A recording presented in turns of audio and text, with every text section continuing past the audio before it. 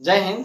इस वीडियो में बात करेंगे हम क्लास 10th के साइंस चैप्टर में जो है हम फिजिक्स के बारे में समझ लेते हैं। तो फिजिक्स में जितने भी चैप्टर है उसके हर एक चैप्टर के टॉपिक वाइज हम चल लेते हैं। जी हाँ, तो आइए ये लाइट चैप्टर के पार्ट 4 वीडियो है जिसमें हम जानेंगे कि ये गोलीय दर्पण किससे कहते हैं एंड इसके कितने टाइप हैं एंड इसके कुछ चेन परिपाटी जो होते हैं उसके बारे में हम समझेंगे। जी हाँ, तो आइए समझ लेते हैं क्या इसके।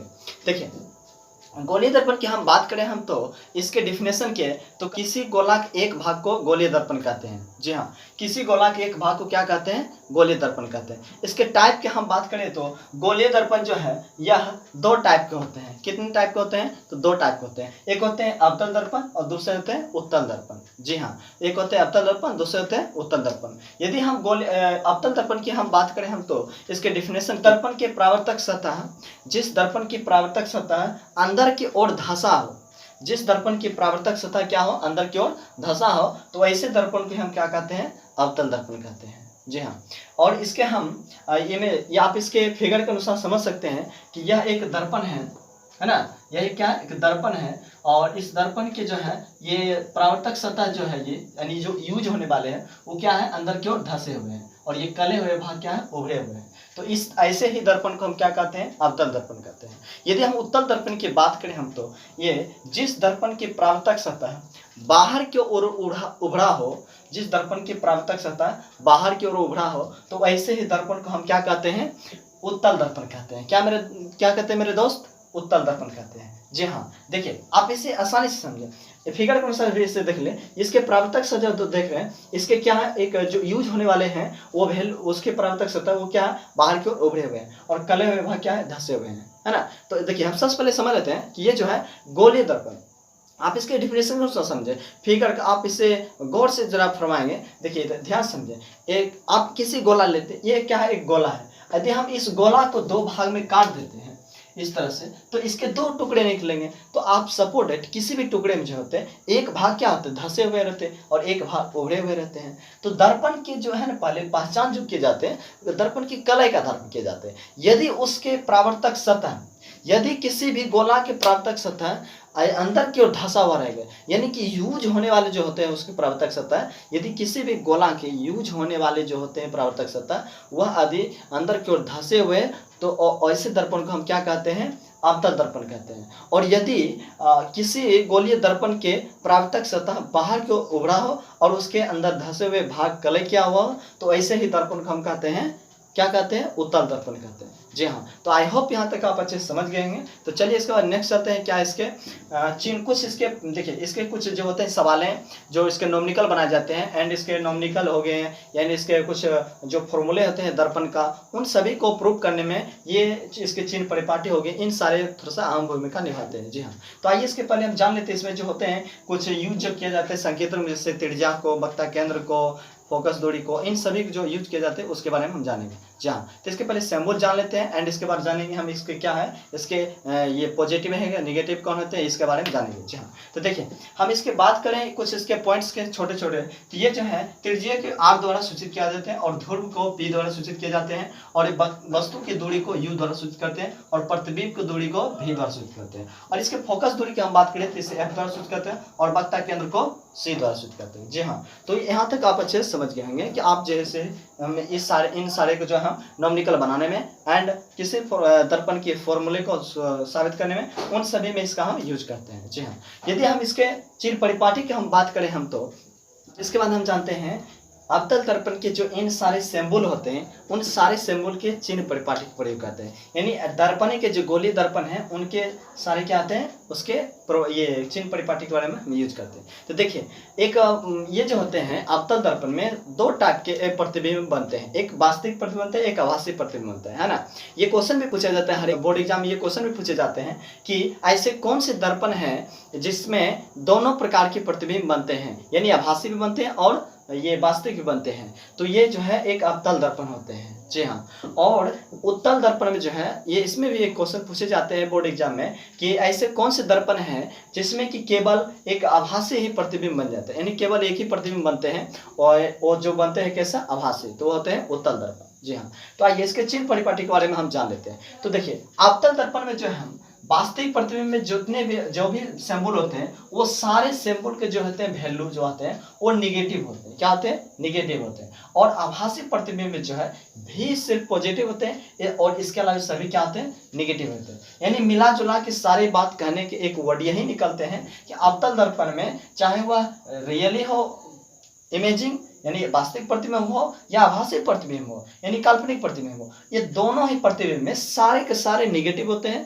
बट है क्या सिर्फ एक आभासी ही प्रतिबिंब में जो है एक भी पॉजिटिव छोड़ करके बाकी बस सारे क्या है? निगेटिव होते हैं। जी हाँ। और इसके हम उत्तल दर्पण की बात करें हम तो इसमें सिर्फ एक ही इमेजिंग बनते हैं और वो बनते हैं आभासी प्रतिबिंब। और आभासी प्रतिबिंब जितने भी ये सारे सिंबल हैं इन सिंबलों को जो है सारे कैसे होते हैं? तो सारे के सारे पॉजिटिव होते हैं। बट एक है यू को छोड़ करके, यू सिर्फ निगेटिव होते हैं। इसके अलावा जितने भी होते हैं आर हो गए, पी हो गए, पॉल हो गए, यू भी हो गए, एफ हो गए, इन सारे के वैल्यू क्या होते हैं? पॉजिटिव हो गए। जी हाँ। देखिए अब यहाँ तक समझ गए होंगे। चलिए इसके बाद हम फिर से सारे को हम रिवाइज कर देते हैं, ध्यान से आप समझें। देखिए कहते हैं हम इस चल रहे थे इस टॉपिक में कि गोलीय दर्पण किसे कहते हैं। हम गोलीय दर्पण के बारे में हम जान लेते हैं। हाँ, गोलीय दर्पण के उसके बारे में हम गोलीय दर्पण के बारे में जान लेते हैं कि गोलीय दर्पण क्या है एंड इसके कितने टाइप हैं, ये सारे के बारे में जान लेते हैं। तो इससे हम एक क्वेश्चन पूछे थे हमसे, हमें एक लड़के हमारे एक स्टूडेंट क्वेश्चन पूछे थे क्या अच्छा एक ये बताइए सर कि दर्पण तो 3 टाइप के होते हैं, एक होते हैं अवतल दर्पण, उत्तल दर्पण और समतल दर्पण। तो हम उससे देखिए ये सिंपल बात, वो स्टूडेंट बिल्कुल सही बात सोचे हैं। जी हाँ, वो अपना थॉट यानी थिंकिंग जो लगाए हैं वो बहुत अच्छे से थिंकिंग किए हैं। सही बात है। और ऐसा ही नहीं, आप दर्पण की जब बात करें हैं तो दर्पण अब मुख्य रूप से 3 प्रकार की होते हैं, एक समतल दर्पण, एक अवतल दर्पण, एक उत्तल दर्पण। बट है क्या इसमें एक और दर्पण बोल सकते हैं हम जिसे बोलते हैं परवलयीय दर्पण, है ना। तो इस तरह से 4 दर्पण हम बोल सकते हैं। बट है कि दर्पण की प्रकार पूछे तो वह मुख्यतः 3 प्रकार के होते हैं। बट गोलीय दर्पण की बात करें तो गोलीय दर्पण 2 ही प्रकार के होते हैं। यदि गोलीय दर्पण पूछे कितने टाइप के होते हैं तो 2 प्रकार के होते हैं। और यदि दर्पण पूछे कि कितने प्रकार के होते हैं तो मुख्यतः 3 प्रकार के होते हैं। जी हाँ। तो आई होप समझ गए होंगे कि गोलीय दर्पण जो है किसे कहते हैं कि किसी गोला के एक भाग को कहते हैं गोलीय दर्पण। एक गोला है उसके एक टुकड़े को हम कहते हैं गोलीय दर्पण और गोलीय दर्पण कहते हैं। यानी हम बोल सकते हैं कि किसी गोला के एक भाग को गोलीय दर्पण कहते हैं। और इसके टाइप की हम बात करें तो यदि गोलीय दर्पण पूछे कि कितने टाइप के होते हैं तो यह 2 प्रकार के होते हैं। और यदि दर्पण पूछे ओनली फॉर कि दर्पण कितने टाइप के होते हैं तो यह जो होते हैं मुख्यतः 3 टाइप के होते हैं। कितने टाइप के? 3 टाइप के। अब देखिए हम गोलीय दर्पण की बात चल लेते हैं। तो गोलीय दर्पण जो आप समझ गए कि 2 ही प्रकार के होते हैं, एक अवतल एक उत्तल। तो आप अवतल समझ गए कि जिस दर्पण की प्राप्तक सतह यूज होने वाले भाग हैं वह दर्पण जो है धंसा हुआ हो तो उसे कहते हैं अवतल दर्पण। और जिस दर्पण की प्राप्तक उभरा हुआ हो उसे कहते हैं उत्तल दर्पण। और इसके ये सारे सिंबल जान गए कि ये सारे सिंबल होते हैं और इसके सारे क्या हो गए, ये इसके चिन्ह परिपाटी हो गए। जी हाँ, जो कि आपको ये सहूलियत करेंगे आपको किस दर्पण के सूत्र को थ्योरी को प्रूव करने में एंड जो नॉमिनिकल बनाते हैं उसके बारे में। तो आप एक चीज बात जरूर याद रखें कि ये जो है किसी भी दर्पण की जो पहचान किए जाते हैं वो किसके आधार पर किए जाते हैं तो दर्पण की कलाई के आधार पर किए जाते हैं। जी हाँ, आप वह दर्पण किसी भी तरह से यदि वह गोलीय दर्पण जो है 2 ही टाइप होते हैं और उस दर्पण से जो भी कहीं पहचानने के लिए आपको सिर्फ यही आपको सोचना है कि उसका कले हुए भाग जो है वो कैसे हैं। यानी जो यूज होने वाले भाग हैं वो धंसा हुआ है कि उभरा हुआ है। यदि धंसे हैं तो अवतल हो गए और यदि उभरे हुए हैं तो उत्तल हो गए। जी हाँ, आप इसे अच्छे से स्क्रीनशॉट ले लें एंड इसका स्क्रीनशॉट लेके आप इसे अच्छे से पढ़ें और वीडियो को 1 बार 2 बार देखें और आसानी से समझें। जी हाँ, कहने का मतलब ये है कि आप जो भी चीज़ पढ़िए उससे बिल्कुल समझ कर पढ़िए और अच्छे से थिंकिंग करके पढ़िए। और ऐसे ही नहीं कि रटने के लिए किताबी कीड़ा मत बनिएगा आप लोग, उसे बिल्कुल समझ करके पढ़ें जिससे कि आप जो भी चीज़ के आपके लक्ष्य हैं उस लक्ष्य में ये सहूलियत करें। क्योंकि पढ़ाई में जो होते हैं अगले क्लास जो भी है एक क्लास से दूसरे क्लास जाते हैं, पढ़ाई कभी चेंज नहीं होते हैं।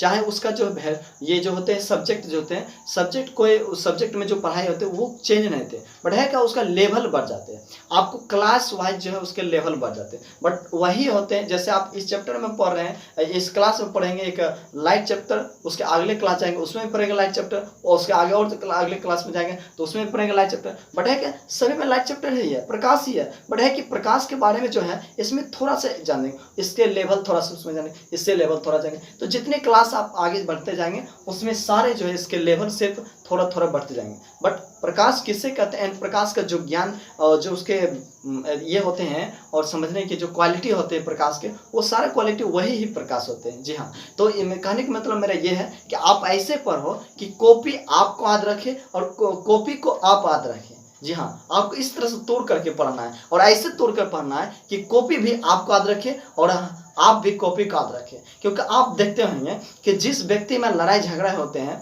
यदि एक व्यक्ति दूसरे को कपार फोड़ देते हैं, फोड़ देते हैं, तो वो जिसको कपार फोड़ते हैं वो जो फोड़े उसको याद करते हैं और जो व्यक्ति कपार उसको फोड़े वो भी उसको याद करके रखते हैं। दोनों आपस में याद, चाहे कितने भी रहे, अगर वो मिल जाए और नजर पड़ जाए तो वो जरूर याद कर लेते हो, ओहो ओ माय गॉड यही मेरा सर फोड़ दिए थे, मतलब दोनों याद हो जाते। तो इसी तरह से आप ऐसे पढ़ें, कॉपी को इस तरह से पढ़ें कि आपको कॉपी याद करें और कॉपी को आप मैंने याद करके रखें, है ना। मेरे बात को कहने के बाद समझ गए होंगे। जी हाँ, तो आई होप यहाँ तक आप अच्छे समझ गए होंगे। तो इस वीडियो में इतना ही, मिलते हैं नेक्स्ट वीडियो, तब तक के लिए जय हिंद, जय भारत।